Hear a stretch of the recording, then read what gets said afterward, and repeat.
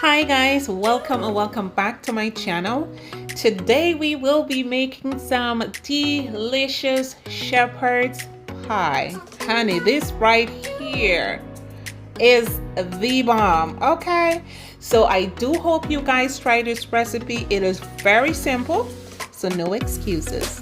All right, so these are the list of the ingredients that we will be using, and they will be in the description box along with the measurements. All right, we have some meat, bell peppers, onions, garlic. Everything else will be in the description box. So first, what we will be doing is drizzle some oil in the pan, add our diced onions, allow this to cook for about a minute until it is nice and translucent.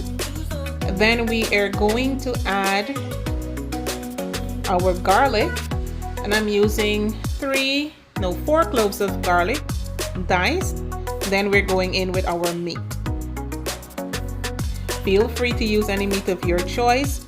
Add some Worcestershire sauce, some house green seasoning, some chicken bouillon, smoked paprika, and flavor this meat well. Allow this to cook for about 6 minutes. Then we're going in with our bell peppers, and I'm using multicolored bell peppers, and I'm adding some tomato sauce, and I'm using 1 can.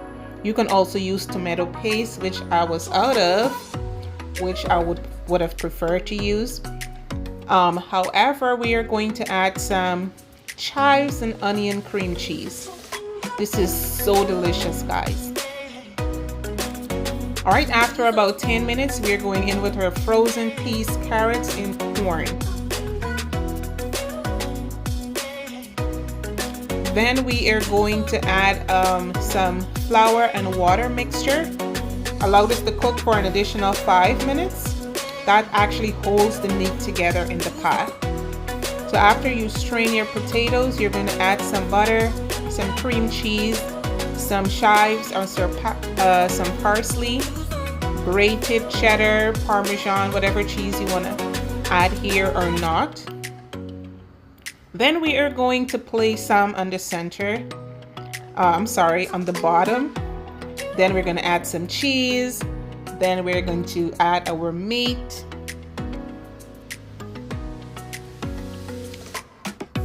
So usually you do not have to place the potato at the bottom, but you can. I choose to do it this way. I do have another video on my channel where I just add the meat to the bottom. That was, my gosh, I can't even. You guys need to go check that one out as well.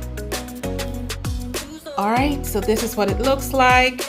Then you're gonna top that off with, cheese of your choice. I'm using just cheddar here. And then we're gonna bake for about 20 minutes. And this is what it looks like. The cheese, oh my gosh, listen, that was beautiful. So thank you for spending the time with me today. Do not forget to hit that subscribe button, like, share, and comment. See you guys on the next video. Bye-bye.